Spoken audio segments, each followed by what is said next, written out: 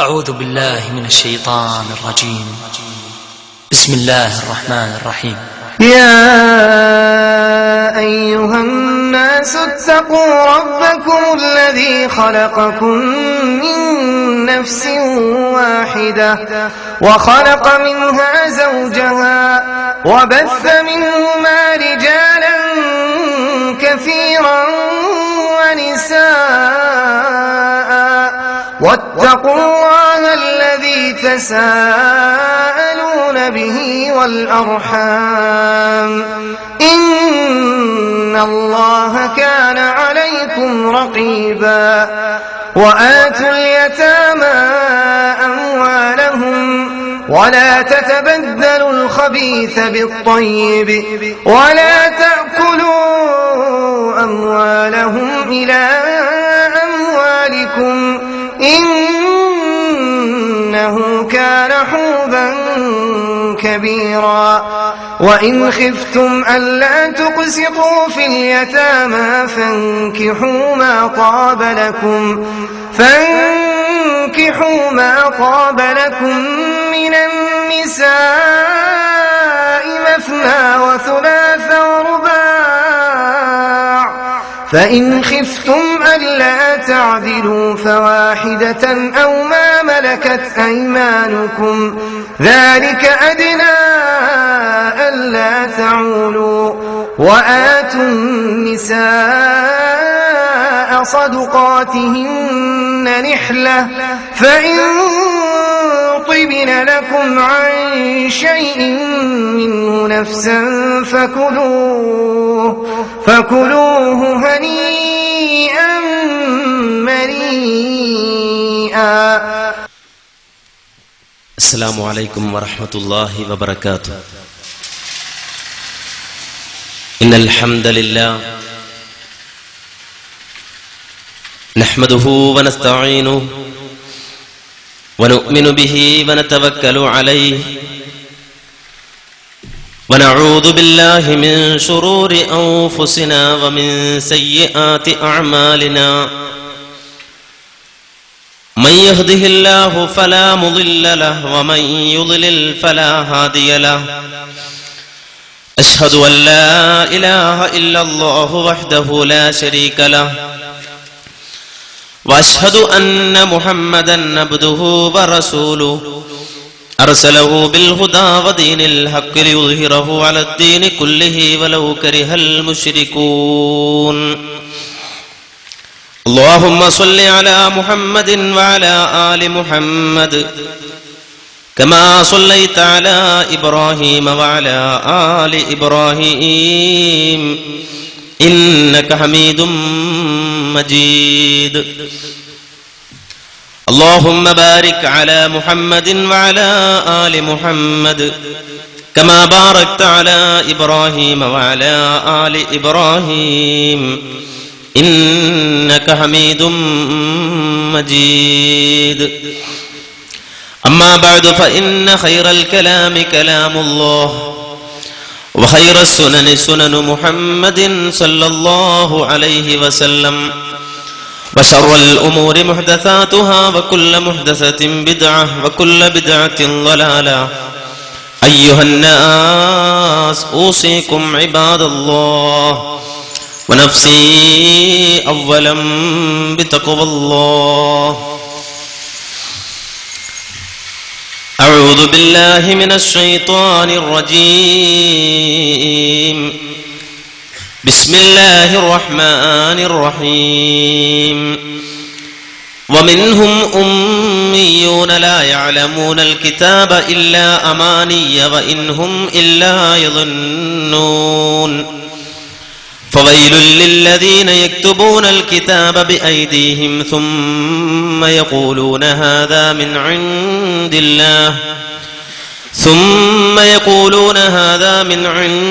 الله ليشتروا به ثمنا قليلا فويل لهم مما كتبت أيديهم وويل لهم مما يكسبون. ബഹുമാനമുള്ള പണ്ഡിതന്മാരെ, നേതാക്കളെ, സഹൃദയരായ ശ്രോതാക്കളെ, സഹോദരങ്ങളെ, സുഹൃത്തുക്കളെ, അല്ലാഹു സുബ്ഹാനഹു വ തആല നമ്മുടെ ഈ സംഗമം അവന്റെ അടുക്കൽ മഹത്തായ പ്രതിഫലാർഹമായ ഒരു ഒത്തുചേരലായി സ്വീകരിക്കുമാറാകട്ടെ. ഈ വിജ്ഞാനത്തിന്റെ സദസ്സിൽ സംഗമിച്ചതുപോലെ അല്ലാഹു സുബ്ഹാനഹു വ തആല അവന്റെ വിനീതരായ അടിമകൾക്കായി ഒരുക്കിയിട്ടുള്ള അനുഗ്രഹ സമ്പൂർണമായ ജന്നാത്തുൽ ഫിർദൗസിൽ നാം ഇവരെയും ഉൾപ്പെടുത്തി അനുഗ്രഹിക്കുമാറാകട്ടെ.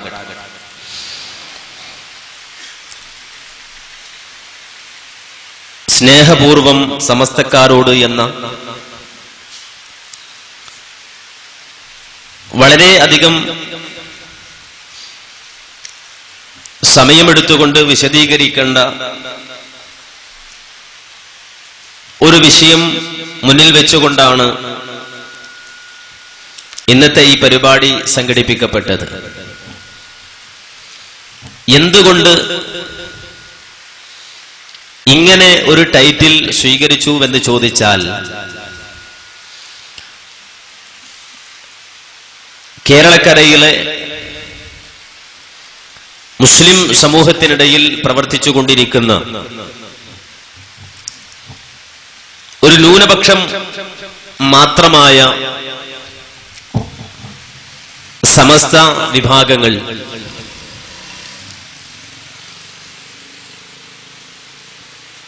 ഒന്നുകിൽ അവർ ബോധപൂർവം മഹത്തായ ഈ ആദർശ പ്രസ്ഥാനത്തെ തെറ്റിദ്ധരിപ്പിക്കുകയോ അല്ലെങ്കിൽ അവർ തെറ്റിദ്ധരിക്കുകയോ ചെയ്തിട്ടുള്ളതുകൊണ്ട് എന്താണ് ഇസ്ലാമിക ആദർശമെന്നും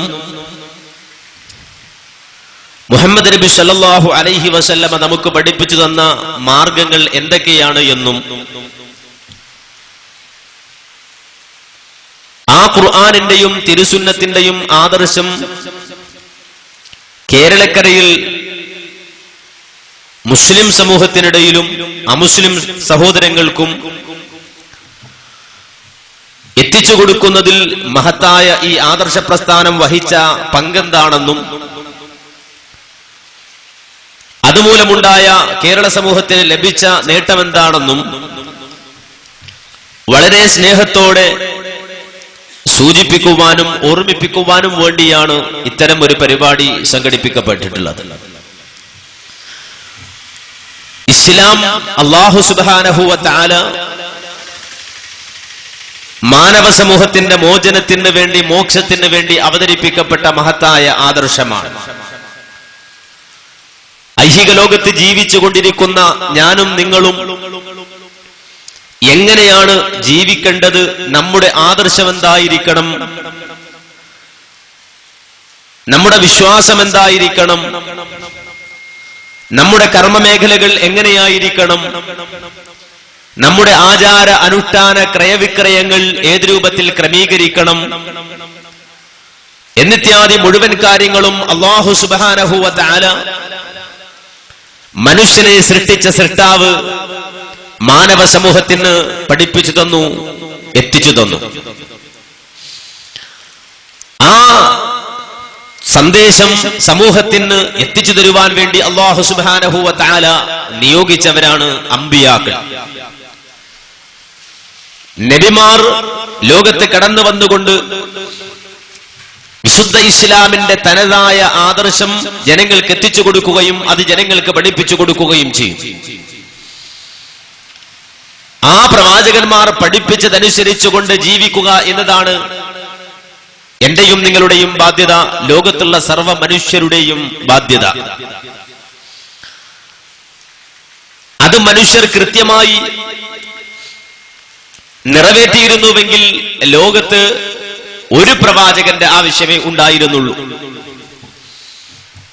ഒരു പ്രവാചകനെ അല്ലാഹു സുബ്ഹാനഹു വ തആല പറഞ്ഞയച്ച് ആ പ്രവാചകൻ ജനങ്ങൾക്ക് സത്യസന്ദേശം പഠിപ്പിച്ചു കൊടുത്ത് ആ പ്രവാചകൻ ഈ ലോകത്ത് നിന്ന് യാത്രയായി ആ പ്രവാചകനിൽ നിന്ന് ഈ സമുദായം അല്ലെങ്കിൽ മനുഷ്യ സമൂഹം മതം എന്ത് എന്ന് പഠിച്ച് അത് തലമുറ തലമുറ കൈമാറി ലോകാവസാനം വരെ ലോകാന്ത്യം വരെ മനുഷ്യരെല്ലാവരും ആ സന്ദേശം അനുസരിച്ചുകൊണ്ട് ജീവിച്ചാൽ മതിയായിരുന്നു. പക്ഷേ ലോകത്ത് ഒരു പ്രവാചകനെ അല്ല അല്ലാഹു സുബ്ഹാനഹു വ തആല പറഞ്ഞയച്ചത്. മുഹമ്മദ് നബി സല്ലല്ലാഹു അലൈഹി വസല്ലമ വിശദീകരിച്ചത് 1,00,000-ലധികം പ്രവാചകന്മാർ ലോകത്ത് കടന്നു വന്നു എന്നാണ്. മനുഷ്യർ നന്നായിരുന്നെങ്കിൽ ഒരു പ്രവാചകൻ മതിയായിരുന്നു. മനുഷ്യർ ആ പ്രവാചകന്മാരുടെ മാർഗം സ്വീകരിച്ച് ലോകാവസാനം വരെ തലമുറ തലമുറ കൈമാറി ആ ആദർശം എത്തിച്ചുകൊടുത്ത് അങ്ങനെ യഥാർത്ഥ മതവിശ്വാസികളായി പരലോക ബോധമുള്ളവരായി പടച്ചവനെ പേടിക്കുന്നവനായി ജീവിച്ചാൽ മതിയായിരുന്നു. പക്ഷേ 1,00,000-ലധികം പ്രവാചകന്മാർ ലോകത്ത് കടന്നു വന്നു എന്ന് നബി സല്ലല്ലാഹു അലൈഹി വസല്ലമ നമുക്ക് പഠിപ്പിച്ചു തന്നു. എന്തിനാണ് 1,00,000 പ്രവാചകന്മാർ വരേണ്ടി വന്നത്? അല്ലെങ്കിൽ 1,00,000-ലധികം പ്രവാചകന്മാർ എന്തിനു വരേണ്ടി വന്നു? ആ പ്രവാചകന്മാർ പഠിപ്പിച്ച മാർഗം എങ്ങനെ മനുഷ്യൻ കൈയൊഴിച്ചു? ഇതിനെ സംബന്ധിച്ച് മഹാനായ മുഹമ്മദ് മുസ്തഫ സല്ലല്ലാഹു അലൈഹി വസല്ലമ പറഞ്ഞു പഠിപ്പിക്കുന്നത് കാണാം. മാ മിൻ നബിയ്യിൻ ബഅതഹുല്ലാഹു ഫീ ഉമ്മത്തിൻ ഖബ്ലി ഇല്ലാ കാന ലഹു മിൻ ഉമ്മത്തിഹി ഹവാരിയൂന വഅസ്ഹാബു യഖുദൂന ബിസുന്നതിഹി വയഖ്തദൂന ബിഅംരിഹി. എനിക്ക് മുമ്പ് അല്ലാഹു സുബ്ഹാനഹു വ തആല ഒരു പ്രവാചകനെയും നിയോഗിച്ചിട്ടില്ല. എങ്ങനെയല്ലാതെ ഇല്ലാ കാന ലഹു മിൻ ഉമ്മത്തിഹി ഹവാരിയൂന, ആ പ്രവാചകന്റെ ഉമ്മത്തിൽ നിന്ന് കുറച്ചാളുകളെ ആ പ്രവാചകൻ അല്ലാഹു സഹായിയായി നിശ്ചയിച്ചു കൊടുത്തുകൊണ്ടല്ലാതെ, ചില പ്രത്യേക അനുയായികൾ അല്ലാഹു ഏർപ്പെടുത്തിക്കൊണ്ടല്ലാതെ ആ പ്രവാചകന്മാരുടെ അനുയായികൾ എങ്ങനെയുള്ളവരായിരുന്നുവെന്ന് ചോദിച്ചാൽ വഅസ്ഹാബു യഖുദൂന ബിസുന്നതിഹി വയഖ്തദൂന ബിഅംരിഹി, ആ പ്രവാചകൻ എന്താണോ അവരോട് പറയുന്നത് അതവർ സ്വീകരിക്കും. ആ പ്രവാചകന്റെ ചര്യ എന്തോ അതവരെ മുറുകെ പിടിക്കും. അങ്ങനെ ആ പ്രവാചകന്റെ ഓരോ നിലപാടുകളെയും കൃത്യമായി പിന്തുടരുന്ന ഒരു സംഘം ആളുകളെ ആ പ്രവാചകന്റെ സഹായിയായി ഞാൻ നിശ്ചയിച്ചു കൊടുക്കാറുണ്ട്, അല്ലാഹു നിശ്ചയിച്ചു കൊടുക്കാറുണ്ട്. അല്ലാഹു സുബ്ഹാനഹു വ തആല അങ്ങനെ ഒരു സമൂഹത്തെ ഏർപ്പെടുത്തി കൊടുത്തിട്ട് ആ പ്രവാചകൻ യഥാർത്ഥ ദീൻ അവർക്ക് പഠിപ്പിച്ചു കൊടുത്ത് ആ പ്രവാചകൻ ഈ ലോകത്ത് നിന്ന് യാത്രയായി കഴിഞ്ഞാൽ ആ പ്രവാചകന്റെ ആ ജനത അവിടെ ബാക്കിയാവുകയും ثم انها تخلف من بعدهم خلوف, ആ സച്ചരിതരായ നല്ലവരായ ആ ആളുകൾക്ക് അല്ലെങ്കിൽ ആ നല്ലവരായ പ്രവാചകന്റെ അനുയായികൾക്ക് അനന്തരാവകാശികളായി പിൻഗാമികളായി വേറെ ചില ആളുകൾ വരും. അടുത്ത തലമുറ ആ നല്ലവരായ ആളുകളിൽ നിന്ന് ഉണ്ടായിത്തീരുന്ന അടുത്ത തലമുറ, ആ തലമുറയിൽ വേറെ കുറെ ആളുകൾ രംഗപ്രവേശനം ചെയ്യും. എന്താണ് അവർക്കുള്ള ദൂഷ്യമെന്നറിയുമോ? യഖൂലൂന മാ ലാ യഫ്അലൂൻ വയഫ്അലൂന മാ ലാ യുഅ്മറൂൻ.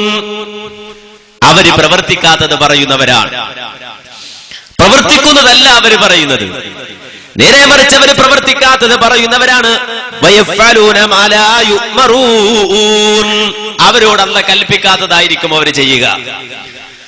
അല്ലാഹു പറയുന്നത് അനുസരിച്ചുകൊണ്ട് ജീവിക്കുകയല്ല അവർ ചെയ്യുക. പ്രവാചകന്മാർ പഠിപ്പിച്ചതനുസരിച്ചുകൊണ്ട് ജീവിക്കുകയല്ല അവർ ചെയ്യുക. നേരെ മറിച്ച് അല്ലാഹു സുബ്ഹാനഹു വ തആല പറയാത്തതായിരിക്കും അവർ ചെയ്യുക, പ്രവാചകന്മാർ പഠിപ്പിക്കാത്തതായിരിക്കും അവർ ചെയ്യുക. ഇങ്ങനെ അവരുടെ അനന്തരാവകാശികൾ അല്ലെങ്കിൽ അടുത്ത തലമുറ മാറിപ്പോകും. ഇത് ലോകത്ത് കഴിഞ്ഞുപോയ നബിമാരുടെ കാര്യത്തിൽ സംഭവിച്ചിട്ടുള്ളതുപോലെ എന്റെ ഉമ്മത്തിന്റെ കാര്യത്തിലും സംഭവിക്കുമ്പോൾ അല്ലാഹുവിന്റെ റസൂല് പറയുന്നു, ഇത്തരം നിലപാടുകൾ സ്വീകരിക്കുന്ന ആളുകളെ നിങ്ങൾ കണ്ടാൽ ഫമൻ ജാഹദഹും ബിയദിഹി ഫഹുവ മുഅ്മിൻ വമൻ ജാഹദഹും ബിലിസാനിഹി ഫഹുവ മുഅ്മിൻ വമൻ ജാഹദഹും ബിഖൽബിഹി ഫഹുവ മുഅ്മിൻ വലൈസ വറാഅ ദാലിക മിനൽ ഈമാനി ഹബ്ബതു ഖർദൽ. ഈ നിലപാട് സ്വീകരിക്കുന്ന ഒരാളുകൾ കുറച്ചാളുകളെ കണ്ടാൽ അവരോട് കൈകൊണ്ട് ജിഹാദ് ചെയ്യുന്നവനാരോ അവനാണ് മുഅ്മിൻ, അവനാണ് വിശ്വാസി എന്ന് പറഞ്ഞാൽ അങ്ങനെ ചില ആളുകൾക്ക് അതിനെ തടയാൻ കഴിയും.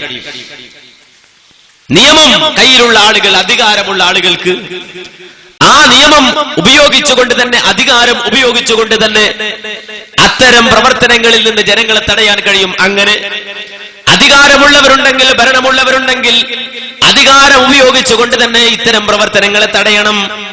ഇനി അതിന് കഴിയാത്ത ഘട്ടത്തിൽ നാവുകൊണ്ട് അത്തരക്കാരോട് ജിഹാദ് ചെയ്യുന്നവനാരോ അവനാണ് മുഅ്മിൻ. അധികാരമില്ലെങ്കിൽ പിന്നെ നാവാണ് പറഞ്ഞു കൊടുക്കുക അവരോട്, അല്ലെങ്കിൽ പ്രവാചകന്മാർ പഠിപ്പിച്ച മാർഗത്തിൽ നിന്ന് തിരിഞ്ഞുപോയ ജനതയോട് നാവ് കൊണ്ട് ജിഹാദ് ചെയ്യുക, അവനാണ് യഥാർത്ഥ മുഅ്മിൻ. ഇനി ഒരാൾക്ക് അതിനും കഴിയുന്നില്ലെങ്കിലോ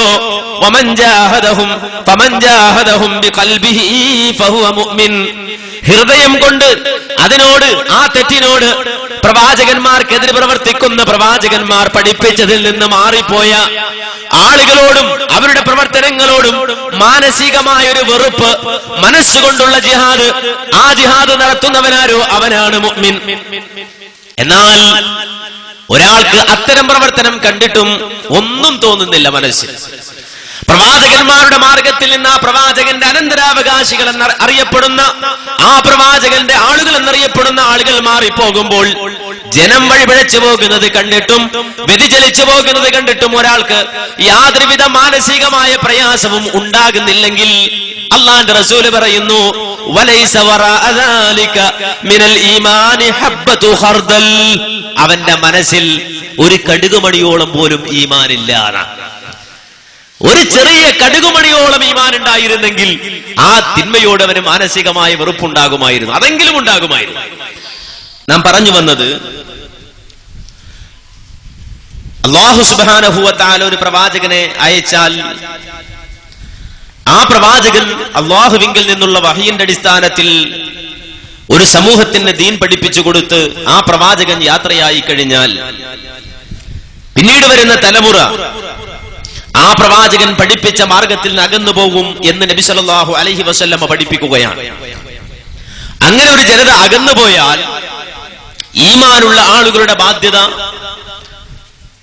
ആ ജനതയെ ഉത്ബോധിപ്പിക്കുക എന്നതാണ്. അവരെ വിശുദ്ധ ഖുർആനിന്റെയും തിരുസുന്നത്തിന്റെയും അടിസ്ഥാനത്തിൽ ഉപദേശിച്ചുകൊണ്ട് നേരായ വഴി അവർക്ക് കാണിച്ചു കൊടുക്കുക എന്നതാണ്. അതല്ലാത്ത പക്ഷം വിശുദ്ധ ഇസ്ലാമിനെ തെറ്റിദ്ധരിച്ച്,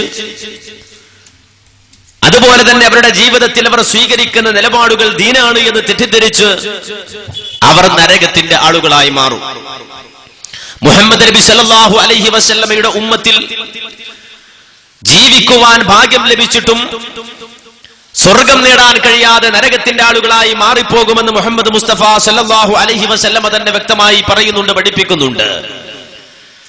ഇമാം തുർമുദി ഉദ്ധരിച്ചൊരു ഹദീസിൽ നമുക്ക് കാണാം, നബി സല്ലല്ലാഹു അലൈഹി വസല്ലം പറയുകയാണ്, ലയഅതിയന്ന അലാ ഉമ്മതി മാ അതാ അലാ ബനി ഇസ്രായീല ഖദ്വൻ നഅൽ ബിൻ നഅൽ. ലോകത്ത് കഴിഞ്ഞുപോയ ഇസ്രായേൽ സന്തതികൾക്ക് സംഭവിച്ചതെന്താണോ അത് എന്റെ ഉമ്മത്തിനും വന്നു ഭവിക്കുക തന്നെ ചെയ്യും. ഏതൊരു കാര്യത്തെയും ആ കഴിഞ്ഞുപോയ തലമുറയെ പിന്തുടരുന്നൊരു ജനത, ഒരു വിഭാഗം ആളുകൾ എന്റെ ഉമ്മത്തിലും കടന്നു വരും. അവരുടെ ചെരുപ്പിനൊപ്പിച്ചുകൊണ്ട് ഈ ആളുകൾ നടന്നു നീങ്ങും. ഹത്താ ഇൻകാന മിൻഹും മൻ അതാ ഉമ്മഹു അലാനിയതൻ ലകാന ഫീ ഉമ്മതി മൻ യസ്നഉ ദാലിക. ആ ഇസ്രായേലിൽ സ്വന്തം മാതാവുമായി ബന്ധപ്പെട്ട ഒരു മനുഷ്യനുണ്ടായിരുന്നെങ്കിൽ, വ്യഭിചരിച്ച ഒരാളുണ്ടായിരുന്നുവെങ്കിൽ ആ വിഷയത്തിൽ വരെ എന്റെ ഉമ്മത്തിൽ ആളുകൾ ഉണ്ടാകും. അത്രയും വെറുക്കപ്പെട്ട സംഗതികൾ വരെ പിന്തുടരുന്നൊരവസ്ഥയുണ്ടാകും. വഇന്ന ബനി ഇസ്രായീല തഫറഖത് അലാ 72 മില്ല. കഴിഞ്ഞുപോയ ബനു ഇസ്രായേലർ 72 വിഭാഗമായി വേർപിരിഞ്ഞു പോയിട്ടുണ്ട്.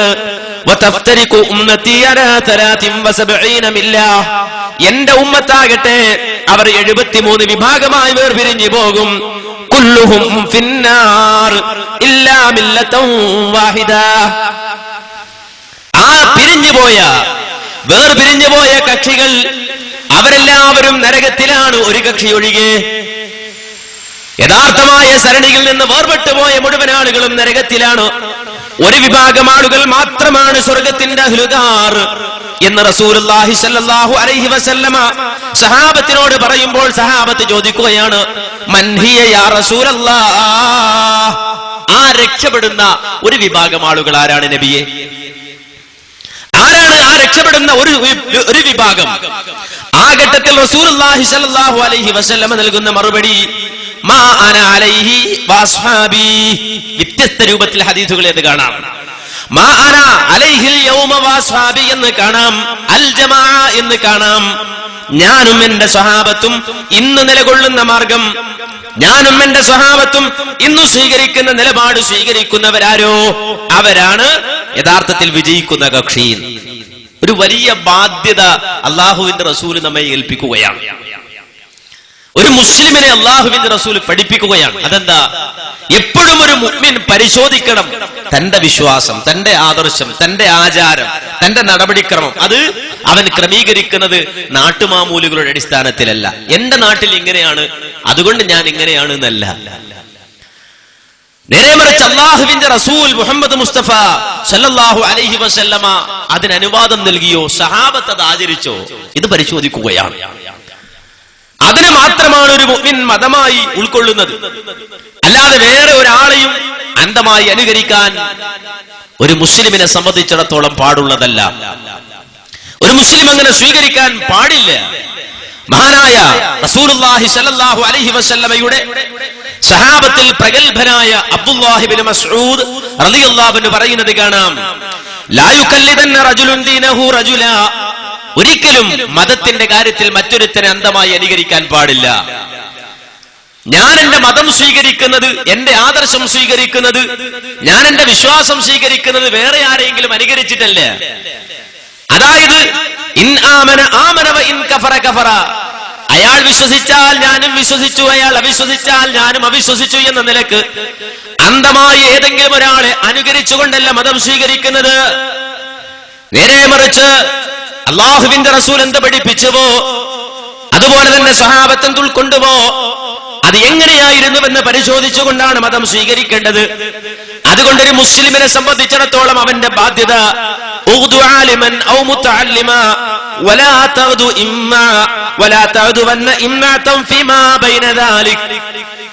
ഒന്നുകിൽ നീ ഒരു പണ്ഡിതനാകണം, ആലിമാകണം. ഒരു മുസ്ലിം, ഒരു മുഅ്മിനായ മനുഷ്യൻ എന്ന് പറഞ്ഞാൽ പഠിച്ചറിഞ്ഞ പണ്ഡിതനാകണം. അതിന് സാധിച്ചില്ല എങ്കിൽ, ദൗർഭാഗ്യകരമെന്ന് പറയട്ടെ, ഒരാൾക്ക് പണ്ഡിതനാകാൻ കഴിഞ്ഞില്ല എങ്കിൽ അയാൾ നിരാശപ്പെടേണ്ട. ഔ മുത്തഅല്ലിമ, അയാൾ എടുത്തോ പുസ്തകം, അയാൾ എടുത്തോ വിശുദ്ധ ഖുർആൻ, അയാൾ എടുത്തോ ഹദീസ്, എന്നിട്ട് അയാൾ പഠിച്ചോ, മുത്തഅല്ലിമായിക്കോ, പഠിക്കുന്നവനായിക്കോ. പ്രായമൊന്നും അതിന് തടസ്സമല്ല, യാതൊരുവിധ തടസ്സവുമില്ല. മഹാനായ ജിബ്രീൽ അലൈഹിസ്സലാത്തു വസ്സലാമിന്റെ മുന്നിൽ മുഹമ്മദ് മുസ്തഫ സല്ലല്ലാഹു അലൈഹി വസല്ലമ ഖുർആൻ പഠിക്കാനിരിക്കുന്നത് 40-ാമത്തെ വയസ്സിലാണ്. റസൂലുള്ളാഹി സല്ലല്ലാഹു അലൈഹി വസല്ലമ ആ പഠനം അവസാനിപ്പിക്കുന്നത് റസൂലുള്ളാഹി സല്ലല്ലാഹു അലൈഹി വസല്ലമയുടെ 63-ാമത്തെ വയസ്സിലാണ്. 40-ാമത്തെ വയസ്സിലാ പഠനം ആരംഭിച്ചത്. 63-ാമത്തെ വയസ്സിൽ അദ്ദേഹം ഈ ലോകത്ത് നിന്ന് യാത്രയാകുന്നത് വരെ അത് തുടർന്നു പോയി എങ്കിൽ പ്രായം അതിന് തടസ്സമല്ല, തൊഴിലതിന് തടസ്സമല്ല. അതുകൊണ്ട് ഒന്നുകിൽ നീ പഠിച്ചവനായിക്കോ, ആലിമായിക്കോ, പണ്ഡിതനായിക്കോ. അതിന് കഴിഞ്ഞില്ലെങ്കിൽ പഠിക്കുന്ന മുത്തഅല്ലിമായിക്കോ, വിദ്യാർത്ഥിയായിക്കോ. അത് രണ്ടിന്റെയും ഇടയിൽ കൂടെ കൂടിയാകാൻ പാടില്ല. ഒരു ഇമ്മത്തായി മാറാൻ പാടില്ല. നീ എന്താ അങ്ങനെ, അയാൾ അങ്ങനെ, അതുകൊണ്ട് ഞാൻ ഇങ്ങനെയാണ്. നീ എന്താ ഇങ്ങനെ, മുയിലേർ എങ്ങനെയാണ് അതുകൊണ്ട് ഞാൻ ഇങ്ങനെയാണ്. നീ എന്താ ഇങ്ങനെ, ഞാൻ എന്റെ പാർട്ടി എങ്ങനെയാണ് അതുകൊണ്ട് ഞാൻ ഇങ്ങനെയാണ്. ഒരു മുസ്ലിം അങ്ങനെ പറയാൻ പാടില്ല. അവൻ കൂടെ കൂടിയല്ല. നേരെ മറിച്ച് നീ എന്താ അങ്ങനെ ചെയ്തത്, അത് അള്ളാന്റെ റസൂൽ ഇങ്ങനെ പഠിപ്പിച്ചത് കൊണ്ട്, സഹാബത്ത് ഇങ്ങനെ ആചരിച്ചത് കൊണ്ട്. നീ എന്താ ഇങ്ങനെ ചെയ്യുന്നത്, അത് നബി അങ്ങനെയാ പഠിപ്പിച്ചത്, ഇന്നതാണ് ഹദീസ്. അത് പറയാനും പഠിക്കുവാനും ഒരു മുഅ്മിൻ തയ്യാറാകണമെന്നാണ്. അത് ജീവിതത്തിന്റെ അടിസ്ഥാനമാണ്, ഒരു മുസ്ലിമിന്റെ ജീവിതത്തിന്റെ അടിസ്ഥാനമാണ്. ആ അടിസ്ഥാനമാണ് ലോകത്തെ കഴിഞ്ഞുപോയ പൂർവ്വസൂരികളായ മുഴുവൻ ആളുകളും പറഞ്ഞത്, പഠിപ്പിച്ചത്. നമുക്കറിയാത്തതും അത് തന്നെയാണ്. നമുക്കതറിഞ്ഞുകൂടെ ഈ അടിസ്ഥാനം. നമ്മൾ മനസ്സിലാക്കിയത് ഞാനൊരു മുസ്ലിം ആകണമെങ്കിൽ ആരെയെങ്കിലും അങ്ങ് അന്ധമായി അനുകരിച്ചാൽ മതി, അല്ലെങ്കിൽ ഈ പണ്ഡിതനെ അന്ധമായി അനുകരിച്ചാൽ മതി, അല്ലെങ്കിൽ ആ മൊയ്ലിയാരെ ഞാൻ അന്ധമായി അനുകരിച്ചാൽ മതി, അല്ലെങ്കിൽ ഈ ഇമാമിനെ ഞാൻ അന്ധമായി അനുകരിച്ചാൽ മതി അല്ല. ഒരു മുസ്ലിം അവന്റെ അടിസ്ഥാനപരമായി മനസ്സിലാക്കേണ്ടത് മഹാനായ ഇമാം ഷാഫി റഹിമഹുല്ല പറയുന്നത് കാണാം, കുല്ലു മസ്അലത്തിൻ صح فيها الخبر عن رسول الله صلى الله عليه وسلم عند أهل النقل بخلاف ما قلت فأنا راجع عنها في حياتي وبعد مماتي. അറിയപ്പെട്ട ലോകപ്രസിദ്ധനായ ഭുവനപ്രസിദ്ധനായ പണ്ഡിതനാണ് ഇമാം ഷാഫി റഹിമഹുല്ല. വളരെ വലിയ പാണ്ഡിത്യത്തിന്റെ ഉടമയാണ് അദ്ദേഹം. മസ്അലകളെ നിർദ്ധാരണം ചെയ്യുകയാണ്, വിശുദ്ധ ഖുർആനിൽ നിന്നും ഹദീസിൽ നിന്നും മസ്അലകളെ നിർദ്ധാരണം ചെയ്യുകയാണ്, വിധികളെ നിർദ്ധാരണം ചെയ്യുകയാണ്. എന്നിട്ട് അദ്ദേഹം പറയുന്ന വാചകം, എല്ലാ മസ്അലകളും എല്ലാ അഭിപ്രായങ്ങളും സഹ ഫീഹൽ ഖബറു അൻ റസൂലില്ലാഹി സ്വല്ലല്ലാഹു അലൈഹി വസല്ലമ ഇൻദ അഹ്ലിൻ നഖൽ ബിഖിലാഫി മാ ഖുൽതു. ഞാൻ പറഞ്ഞ അഭിപ്രായത്തിനെതിരായി നബി സല്ലല്ലാഹു അലൈഹി വസല്ലമ പറഞ്ഞൊരു വാചകമുണ്ട് എന്ന നിലയിൽ സ്ഥിരപ്പെട്ടുകൊണ്ട്, അതേ കാര്യപ്രാപ്തിയുള്ള ആളുകൾ സ്ഥിരപ്പെട്ടുകൊണ്ടൊരു ഹദീസ് റസൂലുള്ളാഹിയിൽ നിന്നൊരു വാർത്ത കൊണ്ടുവന്നു കഴിഞ്ഞാൽ എന്റെ വാക്ക് അതിനെതിരായി പോയിട്ടുണ്ട് എങ്കിൽ ഫാന റാജിഉൻ അൻഹാ ഫീ ഹയാതി വബഅദ മമാതി, ഞാൻ എന്റെ വാക്കിൽ നിന്ന് മടങ്ങിയിരിക്കുന്നു, ഞാൻ എന്റെ അഭിപ്രായത്തിൽ നിന്ന് മടങ്ങിപ്പോയിരിക്കുന്നു. ഫീ ഹയാതി, എന്റെ ജീവിതത്തിലും, വമമാതി, എന്റെ മരണശേഷവും, വബഅദ മമാതി, എന്റെ മരണശേഷവും. ഞാൻ ജീവിച്ചിരിക്കുമ്പോഴാകട്ടെ ഞാൻ മരിച്ചതിന് ശേഷമാകട്ടെ ഞാൻ പറഞ്ഞൊരു അഭിപ്രായത്തിനെതിരെ റസൂലുള്ളാഹിന്റെ ഹദീസ് വന്നു പോയിട്ടുണ്ടെങ്കിൽ ഞാൻ മടങ്ങിയിരിക്കുകയാണ്, ഞാൻ തിരിച്ചു പോവുകയാണ്, ഞാൻ എന്റെ അഭിപ്രായത്തിൽ നിന്ന് പിന്തിരിഞ്ഞിരിക്കുകയാണെന്നാണ്. ഇതൊരു മുഅ്മിനിന്റെ നിലപാടാണ്. ഇതൊരു മുസ്ലിം തന്റെ ജീവിതത്തിലെ നിലപാടായി മനസ്സിലാക്കണം. എന്ന് പറഞ്ഞാൽ ഞാൻ ചെയ്യുന്ന ഒരു കാര്യം അതിനെതിരാണ് നബിയുടെ ഒരു ഹദീസ്, അതിനെതിരാണ് ഒരു ഖുർആനിലെ ആയത്ത് എങ്കിൽ അന റാജിഉൻ, ഞാൻ മടങ്ങി, ഞാൻ ആ മാമൂലിൽ നിന്ന് മടങ്ങി, ഞാൻ ആ തെറ്റിൽ നിന്ന് മടങ്ങി എന്ന് പറയാനുള്ള ആർജവം പൂർവസൂരികളായ പണ്ഡിതന്മാർ ഉലമാക്കൾ നമ്മെ പഠിപ്പിച്ചതാണ്. പക്ഷെ നമ്മളത് മനസ്സിലാക്കുന്നില്ല, നമ്മൾ ആ തെറ്റിൽ ആണ്ടുപോവുകയാണ്. മാത്രമല്ല വീണ്ടും അദ്ദേഹം തന്നെ പറയുന്നത് കാണാം. എന്താ പറയുന്നത്?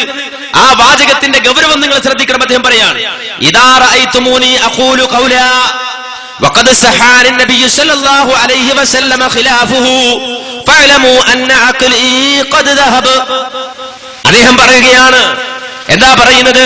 ഇദാ റഅയ്തുമൂനി, നിങ്ങൾ കണ്ടാൽ, എന്നിൽ നിന്ന് കണ്ടാൽ, അഖൂലു ഖൗലൻ, ഞാനൊരു വാക്ക് പറഞ്ഞതായി കണ്ടാൽ, പക്ഷേ വഖദ് സഹ അൻ നബി സല്ലല്ലാഹു അലൈഹി വസല്ലം ഖിലാഫുഹു, ഞാൻ പറഞ്ഞ വാക്കിനെതിരായിക്കൊണ്ട് അല്ലാഹുവിന്റെ റസൂൽ സല്ലല്ലാഹു അലൈഹി വസല്ലമ പറഞ്ഞ ഒരു ഹദീസ് നിങ്ങൾ പിന്നെ ഭാവിയിൽ കണ്ടു കഴിഞ്ഞാൽ നിങ്ങൾ അപ്പോൾ മനസ്സിലാക്കണം, നിങ്ങൾ ചിന്തിക്കണം, അത് ഷാഫി ഇമാം പറഞ്ഞതല്ലേ, അദ്ദേഹം മോശക്കാരനായിരിക്കില്ലല്ലോ എന്ന് പറഞ്ഞുകൊണ്ട് എന്റെ വാക്കിന്റെ പിന്നാലെ നിങ്ങൾ കൂടാതെ ഫഅലമു, നിങ്ങൾ മനസ്സിലാക്കണം, ആ സന്ദർഭത്തിൽ അറിയണം, അന്നാ ഖലീ ഖദ് ദഹബ, എന്റെ ബുദ്ധി പോക്കാണെന്ന് മനസ്സിലാക്കണം എന്ന് പറഞ്ഞു.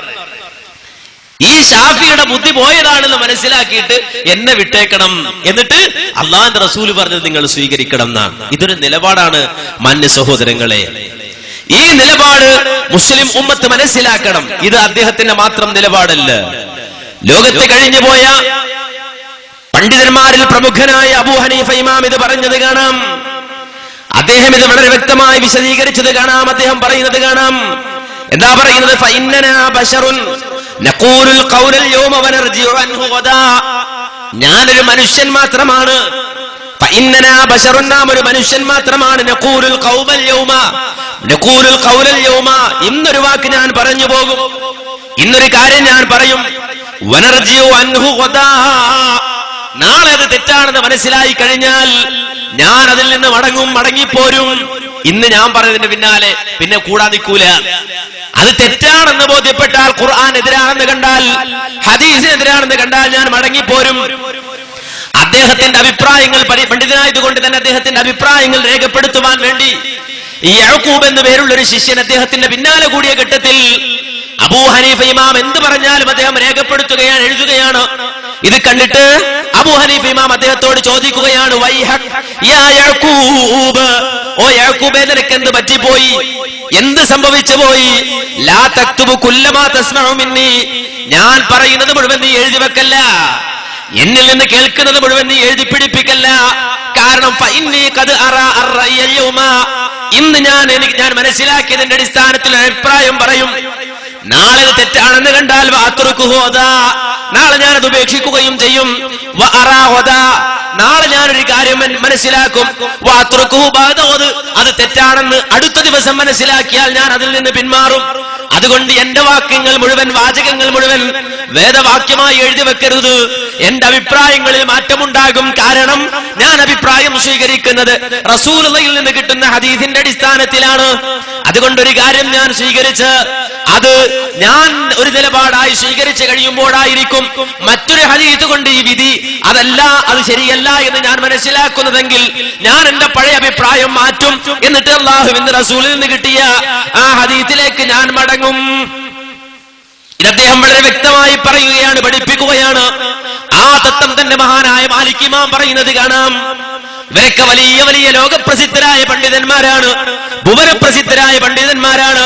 അവരുടെ നിലപാടാണ് മഹാനായ ഇമാം മാലിക് എന്ന് പറഞ്ഞാൽ ഇമാമു ദാരിൽ ഹിജറ, അള്ളാഹുവിന്റെ റസൂലിന്റെ പള്ളിയിൽ മസ്ജിദുൻ നബവിയിൽ നിന്നുകൊണ്ട് ജനങ്ങൾക്ക് ദീൻ പഠിപ്പിച്ചു കൊടുക്കാൻ ഭാഗ്യം കിട്ടിയ മഹാനായ ഇമാം ഷാഫി റഹിമഹുള്ളയുടെ ഉസ്താദായ മാലിക് ഇമാം പറയുന്നത്, ഇന്നമാ അന ബശറുൻ, ഞാനൊരു മനുഷ്യൻ മാത്രമാണ്. ഉഖ്തിഉ വ ഉസീബു, എനിക്ക് ശരിയും തെറ്റുമെല്ലാം പറ്റും. ചില അഭിപ്രായം ശരിയാകും, ചിലപ്പോൾ എനിക്ക് തെറ്റും പറ്റാം. അതുകൊണ്ട് ഫള്ളുറു ഫീ റഈ, എന്റെ അഭിപ്രായം നിങ്ങൾ നന്നായി പരിശോധിക്കണം. ഞാനൊരു അഭിപ്രായം പറഞ്ഞാൽ നിങ്ങൾ അത് നന്നായി പരിശോധിക്കണം. ഏത് അടിസ്ഥാനത്തിൽ? ഫകുല്ലു മാ വഫഖൽ കിതാബ വസ്സുന്നത ഫഖുദൂഹു, ഞാൻ പറഞ്ഞ കാര്യം ഖുർആനിനോടും സുന്നത്തിനോടും യോജിച്ചാണ് നിങ്ങൾ കാണുന്നതെങ്കിൽ നിങ്ങൾ അത് സ്വീകരിച്ചോണം. വകുല്ലു മാ ലം യുവാഫിഖൽ കിതാബ വസ്സുന്ന ഫത്റുകൂഹു, ഞാൻ പറഞ്ഞ ഏതെങ്കിലും ഒരു കാര്യം അല്ലാഹുവിന്റെ ഖുർആനെതിരായി നിങ്ങൾ കണ്ടാൽ, ഹദീസിനെതിരായി കണ്ടാൽ നിങ്ങൾ എന്റെ അഭിപ്രായത്തെ മാറ്റിവെച്ചുകൊള്ളൂ, എന്റെ അഭിപ്രായത്തെ നിങ്ങൾ വലിച്ചെറിഞ്ഞുകൊള്ളൂ. ആരാ പറയുന്നത്? മഹാനായ മാലിക് ഇമാമാണ്. ഇത് എന്റെ സഹോദരങ്ങളായ സമസ്തക്കാർ മനസ്സിലാക്കണം, അവരറിയണം. ഇതവരോട് പറഞ്ഞാൽ സ്വാഭാവികമായും അവർ പറയാറുള്ളൊരു മറുപടിയുണ്ട്. എന്താണ് ആ മറുപടി എന്നറിയോ? അത് മൗലവി, നിങ്ങൾക്ക് മനസ്സിലാകാത്തത് കൊണ്ടാണ്, നിങ്ങൾ പഠിക്കാത്തത് കൊണ്ടാണ്, അതൊക്കെ ആ പണ്ഡിതന്മാരുടെ വിനയമാണ്, ഞങ്ങൾ അറിവുള്ളവരാണ്, അതുകൊണ്ട് ഞങ്ങൾ നിങ്ങൾ അന്ധമായി അനുകരിക്കണമെന്ന് ഒരിക്കലും വിനയമുള്ള പണ്ഡിതന്മാർ പറയില്ല. അതുകൊണ്ട് അവരുടെ ജീവിതത്തിൽ അവർ വിനയം പ്രകടിപ്പിച്ചതാണ് എന്ന് പറയാൻ പലപ്പോഴും പല ആളുകളും തയ്യാറാകുന്നുണ്ട്. അത്തരം നിലപാട് സ്വീകരിക്കുന്നവരുണ്ടെങ്കിൽ മറ്റൊരു ഉദ്ധരണി അഥവാ മഹാനായ ഇമാം അഹ്മദ് ബിൻ ഹംബൽ റഹിമഹുല്ലാ, മദ്ഹബിന്റെ ഇമാമുമാരിൽ നാലാമത്തെ ഇമാം എന്ന നിലയിൽ പരിചയപ്പെടുത്തുന്ന മഹാനായ അഹ്മദ് ബിൻ ഹംബൽ റഹിമഹുല്ലാ പറഞ്ഞ വാചകം എന്താണെന്നറിയോ? ലാ തുഖല്ലിദുനി വലാ തുഖല്ലിദ് മാലിക. നിങ്ങൾ മനസ്സിലാക്കണം, അദ്ദേഹം പറയുന്നു ലാ തുഖല്ലിദുനി, എന്നെ നിങ്ങൾ അന്ധമായി അനുകരിക്കരുത്, എന്നെ നിങ്ങൾ അന്ധമായി അനുകരിക്കരുത്. നമുക്ക് മനസ്സിലാക്കാം അദ്ദേഹത്തിന്റെ വിനയം കൊണ്ട് പറഞ്ഞതാണത്. അദ്ദേഹത്തെ അന്ധമായി അനുകരിക്കാം, പക്ഷേ അദ്ദേഹം വിനയം കൊണ്ട് പറയാണ് എന്നെ അന്ധമായി അനുകരിക്കരുത് എന്ന നിലയിൽ നമ്മൾ മനസ്സിലാക്കിയാൽ അടുത്ത വാചകം എന്ത് മനസ്സിലാക്കണം? അടുത്ത വാചകം എന്ത് മനസ്സിലാക്കണം? എന്താ അടുത്ത വാചകം? വലാ തുഖല്ലിദ് മാലിക, മാലിക് ഇമാമിനെയും നിങ്ങൾ അന്ധമായി അനുകരിക്കരുത്. അത് എന്നെ അന്ധമായി അനുകരിക്കരുത് എന്ന് പറഞ്ഞത് വിനയം കൊണ്ടാണെങ്കിൽ വലാ തുഖല്ലിദ് മാലിക, മാലിക് ഇമാമിനെയും നിങ്ങൾ അന്ധമായി അനുകരിക്കരുത് എന്ന് പറയുന്നത് മാലിക് ഇമാമിനോടുള്ള അസൂയ കൊണ്ടല്ല, വിദ്വേഷം കൊണ്ടല്ല, വെറുപ്പ് കൊണ്ടല്ല. വീണ്ടും പറയുന്നു വല ശാഫിഇയ്യ, ഷാഫി ഇമാമിനെയും നിങ്ങൾ അന്ധമായി അനുകരിക്കരുത്. ഷാഫി ഇമാമിന്റെ മഹത്വം അറിയാത്ത ആളാണോ മഹാനായ അഹ്മദ് ബിൻ ഹംബൽ റഹിമഹുല്ലാ? എന്റെ മാന്യ സഹോദരങ്ങൾ തെറ്റിദ്ധരിക്കരുത്, ഷാഫി ഇമാമിന്റെ മഹത്വം അറിയുന്ന ആളാണ് മഹാനായ അഹ്മദ് ബിൻ ഹംബൽ റഹിമഹുല്ലാ. കാരണം എന്താണെന്നറിയുമോ? മഹാനായ അഹ്മദ് ബിൻ ഹംബൽ റഹിമഹുല്ലയുടെ മകൻ ഒരിക്കൽ തന്റെ ഉപ്പയായ അഹ്മദ് ബിൻ ഹംബൽ റഹിമഹുല്ലയോട് ചോദിച്ചൊരു ചോദ്യമുണ്ട്. എന്താണ് ചോദ്യം എന്നറിയുമോ? അല്ല ഉപ്പ, ആരാണ് ഈ ഷാഫി ഇമാം എന്ന് പറഞ്ഞാൽ? ആരാണ് ഈ ഷാഫി ഇമാം? ഷാഫി ഇമാം എന്ന് പറഞ്ഞ ആൾ ആരാണ് എന്ന് ചോദിച്ചപ്പോൾ അഹ്മദ് ബിൻ ഹംബൽ റഹിമഹുല്ലാ നൽകിയ മറുപടി എന്താണെന്നറിയുമോ? യാ ബുനയ്യ, എന്റെ മോനെ, എന്റെ കുഞ്ഞുമോനെ, കാന ശാഫിഇയ്യു കശംസിൽ ദുനിയാ വകൽആഫിയതി ലിൽ ബദൻ. ഈ പ്രപഞ്ചത്തിൽ സൂര്യന് എത്ര സ്ഥാനമുണ്ടോ അതുപോലെ അത്രമാത്രം അർഹിക്കുന്ന ഒരു പണ്ഡിതനാണ് അദ്ദേഹം.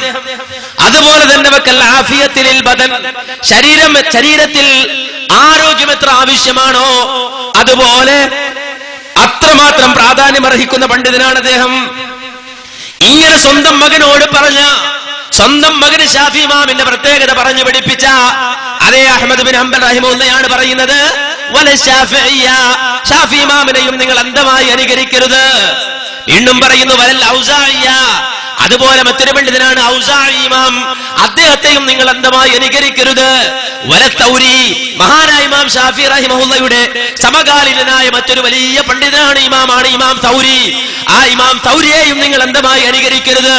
നേരെ മറിച്ച് വഹുദു മിൻ ഹൈസു അഖദൂ, ഈ പറയപ്പെട്ട പണ്ഡിതന്മാർ, ഈ പറയപ്പെട്ട ആളുകൾ അവരെ എവിടുന്നാണോ ദീൻ പഠിച്ചത്, അവരെവിടുന്നാണോ ദീൻ മനസ്സിലാക്കിയത്, അവരെവിടുന്നാണോ ദീൻ ഉൾക്കൊണ്ടത്, അവിടുന്ന് നിങ്ങൾ ദീൻ പഠിക്കണം, മനസ്സിലാക്കണം. അല്ലാതെ ഏതെങ്കിലും ഒരാളെ അന്ധമായി അനുകരിക്കാൻ പാടില്ല. ഏതെങ്കിലും ഒരു വ്യക്തിയെ അന്ധമായി അനുകരിച്ചുകൊണ്ട് ദീൻ ഉൾക്കൊള്ളുന്ന അവസ്ഥ പാടില്ല.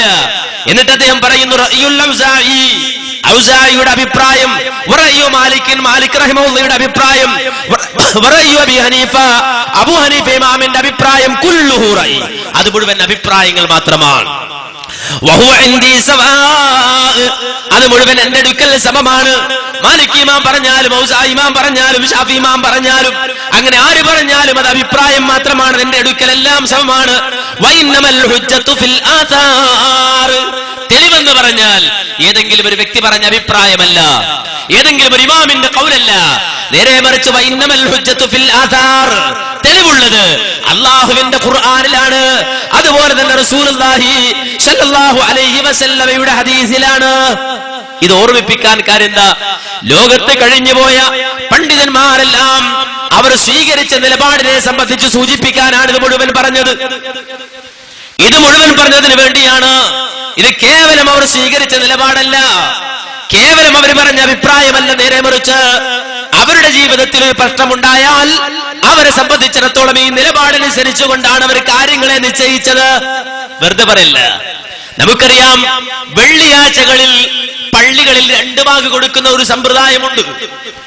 2 ഭാഗ് എന്നത്, വെള്ളിയാഴ്ചകളിൽ നടത്തപ്പെടുന്ന 2 ഭാഗ് എന്നത് അല്ലാഹുവിന്റെ റസൂൽ സ്വല്ലല്ലാഹു അലൈഹി വസല്ലമയുടെ കാലഘട്ടത്തിൽ ഇല്ല. 2 ഖലീഫമാരുടെ കാലഘട്ടത്തിൽ ആ സമ്പ്രദായമില്ല. നേരെ മറിച്ച് 1 ഭാഗ് മാത്രമാണ്. നബി സല്ലല്ലാഹു അലൈഹി വസല്ലമയുടെ കാലഘട്ടത്തിലും 2 ഖലീഫമാരുടെ കാലഘട്ടത്തിലും ഉണ്ടായിരുന്നത്. എന്നാൽ ഒരു അഭിപ്രായ പ്രകാരം മഹാനായ ഉസ്മാൻ ബിൻ അഫ്ഫാൻ റളിയല്ലാഹു അൻഹുവിന്റെ കാലഘട്ടമായപ്പോൾ കസുറൻ നാസു, ആളുകൾ ധാരാളം വർദ്ധിച്ചു, പള്ളിയിലേക്ക് വരാനുള്ള ആളുകൾ വർദ്ധിച്ചു.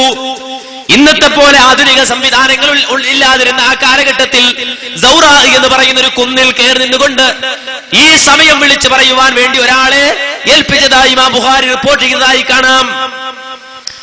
സൗറ എന്ന് പറയുന്ന ഒരു കുന്നിന്റെ മുകളിൽ കയറി നിന്നുകൊണ്ട് ജുമഅക്ക് സമയമായാൽ, വെള്ളിയാഴ്ചയിൽ സമയമായാൽ ആളുകളെ ഓർമ്മിപ്പിക്കാൻ വേണ്ടി ഒരാളെ നിയോഗിച്ചതായി കാണാം. ഇങ്ങനെ റിപ്പോർട്ട് വരുമ്പോൾ തന്നെ വേറെ റിപ്പോർട്ടിലുള്ളത് ആ സമ്പ്രദായം കൊണ്ടുവന്നത് മുആവിയ റളിയല്ലാഹു അൻഹു ആണ് എന്നാണ്. ഉസ്മാൻ ഇബ്നു അഫ്ഫാൻ റളിയല്ലാഹു അൻഹു അല്ല, മുആവിയ റളിയല്ലാഹു അൻഹു ആണ് എന്നൊരു അഭിപ്രായവും കടന്നു വന്നപ്പോൾ, ഈ 2 അഭിപ്രായവും ഇമാം ഷാഫി റഹിമഹുള്ളയുടെ മുന്നിലെത്തിയപ്പോൾ അദ്ദേഹം ആ വിഷയത്തിൽ നിലപാട് പറഞ്ഞത് എങ്ങനെയെന്നറിയോ? വഅദാനാനി ലിൽ ജുമുഅത്തി, വെള്ളിയാഴ്ചയിലെ 2 ബാങ്ക്, അഹദുഹുമാ ബഅദ സുഊദിൽ ഖതീബിൽ മിംബറ, അതിൽ ഒന്നാമത്തെ ബാങ്ക് എന്ന് പറഞ്ഞാൽ അത് ഇമാമ് മിമ്പറിൽ കയറി ഇരിക്കുമ്പോഴുള്ള ബാങ്കാണ്. പക്ഷെ നമുക്കത് 2ാമത്തെ ബാങ്കാണ്. നമ്മൾ 2ാമത്തെ ബാങ്കായിട്ട് എണ്ണുന്നത് എപ്പോഴാ? ഇമാമ് മിമ്പറിൽ കയറി ഇരിക്കുമ്പോൾ ഒരു ബാങ്കുണ്ട്, സലാം പറഞ്ഞിട്ടിരിക്കുമ്പോൾ ഒരു ബാങ്കുണ്ടല്ലോ, അതാണ് നമ്മുടെ 2ാം ബാങ്ക്. പക്ഷേ അതാണ് 1ാമത്തെ ബാങ്ക്, കാര്യം അതാണ് സ്ഥിരപ്പെട്ട ബാങ്ക്, ഉള്ള ബാങ്ക്. അതുകൊണ്ട് തന്നെ അഹദുഹുമാ, അത് 2ൽ 1ാമത്തത് ബഅദ സുഊദിൽ ഖതീബിൽ മിംബറ, അതേ മിമ്പറിൽ ഖതീബ് ഇരിക്കുമ്പോഴുള്ള ബാങ്കാണ്, ഇരുന്നതിനു ശേഷമുള്ള ബാങ്കാണ്. വൽ ആഖറു, മറ്റൊന്ന് അല്ലദീ ഖബലഹു, അതിന് മുമ്പ് കൊടുക്കുന്ന ബാങ്കാണ്. ഇമാം മിമ്പറിലേക്ക് കയറുന്നതിന് മുമ്പ് കൊടുക്കുന്ന ബാങ്കാണ്. അഹ്ദസഹു ഉസ്മാൻ റളിയല്ലാഹു അൻഹു ലമ്മാ കസുറൻ നാസു, ആളുകൾ അധികരിച്ചപ്പോൾ ഉസ്മാൻ ഇബ്നു അഫ്ഫാൻ റളിയല്ലാഹു അൻഹു അദ്ദേഹമാണ് അത് ആരംഭിച്ചത് എന്ന് പറയുന്നു. അദ്ദേഹമാണ് അത് ആരംഭിച്ചത് എന്ന് പറയുന്നു. എന്നിട്ട് പറയാണ് ഫസ്തിബാബുഹു ഇൻദൽ ഹാജ കഅന്ന തവഖഫ ഹുദൂറുഹും അലൈഹി. അതേ, ആ ഒരു സാഹചര്യം എന്നുമുണ്ടെങ്കിൽ, ആവശ്യമുണ്ടെങ്കിൽ, ആളുകൾക്ക് സമയമറിയാനുള്ള സംവിധാനമില്ല, ജുമുഅക്ക് സമയമായി ഇതറിയാനുള്ള സംവിധാനമില്ലാത്ത ഒരവസ്ഥ ഇന്നുമുണ്ടെങ്കിൽ അതങ്ങനെ ആകാവുന്നതാണ്. വയില്ല, ഇനി അങ്ങനെയല്ല, ആളുകളെ സംബന്ധിച്ചിടത്തോളം അവർക്ക് സമയമായി എന്നറിയാനുള്ള സംവിധാനമുണ്ട് എങ്കിൽ ആ ബാങ്ക് എടുത്തുമാറ്റലാണ്, ആ ബാങ്ക് കൊടുക്കാതിരിക്കലാണ് ഏറ്റവും ശ്രേഷ്ഠമെന്ന് ഫത്ഹുൽ മുഈൻ എന്ന് പറയുന്ന നമ്മുടെ നാട്ടിലെ ഗ്രന്ഥങ്ങളിൽ, നമ്മുടെ നാട്ടിൽ ഓതപ്പെടുന്ന കിതാബിൽ പറയുമ്പോൾ അദ്ദേഹം ഇതെഴുതാൻ അവലംബമാക്കിയ ഇമാം ഷാഫി റഹിമഹുള്ളയുടെ ഉമ്മ എന്ന ഗ്രന്ഥത്തിൽ പറയുന്നത് അന്നൽ അദാന കാന അവ്വലുഹു ലിൽ ജുമുഅത്തി ഹീന യജ്ലിസുൽ ഇമാം അലൽ മിൻബരി അലാ അഹ്ദി റസൂലില്ലാഹി സ്വല്ലല്ലാഹു അലൈഹി വസല്ലമ വഅബീ ബക്കർ വഉമറ. ഉമർ റളിയല്ലാഹു അൻഹുവിന്റെയും അബൂബക്കർ സിദ്ദീഖ് റളിയല്ലാഹു അൻഹുവിന്റെയും റസൂലുള്ളാഹിന്റെയും കാലഘട്ടത്തിൽ വെള്ളിയാഴ്ചയിൽ ഒരു ബാങ്കാണ് ജുമുഅക്ക് വേണ്ടി കൊടുത്തിരുന്നത്. ഫലമ്മാ കാനത്ത് ഖിലാഫത്തു ഉസ്മാൻ റളിയല്ലാഹു അൻഹുവിന്റെ ഖിലാഫത്ത് കാലമായപ്പോൾ ജനങ്ങൾ വർദ്ധിച്ചപ്പോൾ അമറ ഉസ്മാൻ റളിയല്ലാഹു അൻഹു കൽപ്പിച്ചു ബിഅദാനിൻ സാനിൻ, രണ്ടാമത്തെ ബാങ്ക് കൊണ്ട് രണ്ടാമതൊരു വിളി ഏർപ്പെടുത്തിയെന്നാണ്. ഫഉദ്ദിന ബിഹി ഫതബത്തൽ അംറു അലാ ദാലിക. അങ്ങനെ ആ വിളി ഏർപ്പെടുത്തപ്പെട്ടു, ആ രൂപത്തിൽ ബാങ്ക് ഏർപ്പെടുത്തപ്പെട്ടു, കാര്യങ്ങൾ അതിന്റെ പേരിൽ സ്ഥിരപ്പെടുകയും ചെയ്തു എന്ന് പറയുന്നത് കാണാം. കാല ഷാഫി, ഇമാം ഷാഫി പറയുന്നു വഖദ് കാനാത യുൻകിറു അയ്യകൂന ഉസ്മാൻ അഹദസഹു. മഹാനായ തഅർ റളിയല്ലാഹു അൻഹു അതിനെ വെറുത്തിരുന്നു. വയഖൂലു എന്നിട്ട് അദ്ദേഹം പറയുകയും ചെയ്യുമായിരുന്നു അഹദസഹു മുആവിയ, അത് ആദ്യമായി കൊണ്ടുവന്നത് മുആവിയ റളിയല്ലാഹു അൻഹുവാണ് എന്നും അദ്ദേഹം പറയുമായിരുന്നു. എന്നിട്ട് ഇമാം ഷാഫി റഹിമഹുല്ലാഹ് ഇത് രണ്ടും പറഞ്ഞിട്ട് പറയാണ് وأيهما كان فالأمر الذي على عهد رسول الله صلى الله عليه وسلم أحب إلي. അവർ രണ്ടുപേരിൽ ആരാകട്ടെ, ആ ബാങ്ക് ഈ രൂപത്തിൽ ആളുകൾ വർദ്ധിച്ചപ്പോൾ രണ്ടാമത്തെ ബാങ്ക് കൊണ്ടുവന്നവർ ആരാകട്ടെ, അത് ഉസ്മാൻ റളിയല്ലാഹു അൻഹു ആണെങ്കിലും അതല്ല മുആവിയ റളിയല്ലാഹു അൻഹു ആണെങ്കിലും, അവർ രണ്ടുപേരിൽ ആരാണെങ്കിലും ഫൽ അംറുല്ലദി അലാ അഹ്ദി റസൂലില്ലാഹി സ്വല്ലല്ലാഹു അലൈഹി വസല്ലമ അഹബ്ബു ഇലയ്യ. റസൂലുള്ളാഹിന്റെ കാലഘട്ടത്തിലെ ബാങ്ക് എങ്ങനെയായിരുന്നു, ആ ബാങ്കാണ് എനിക്കിഷ്ടം. ആ ബാങ്കാണ്, അഥവാ ഒരു ബാങ്കാണ് എനിക്കിഷ്ടം. അവരുടെ ജീവിതത്തിൽ സ്വീകരിച്ച നിലപാടാണ്. ഇവര് മോശക്കാരാന്ന് വിചാരിച്ചിട്ടല്ല, മുആവിയ റളിയല്ലാഹു അൻഹു മോശക്കാരനാണെന്ന് വിചാരിച്ചിട്ടല്ല പറയുന്നത്, മഹാനായ ഉസ്മാൻ ഇബ്നു അഫ്ഫാൻ റളിയല്ലാഹു അൻഹു മോശക്കാരനാണെന്ന് വിചാരിച്ചിട്ടല്ല പറയുന്നത്. നേരെ മറിച്ച് ഇത്തിബാ, അതിലാണ് എല്ലാ ഖൈറുമുള്ളത്, എല്ലാ ഖൈറുമുള്ളത്.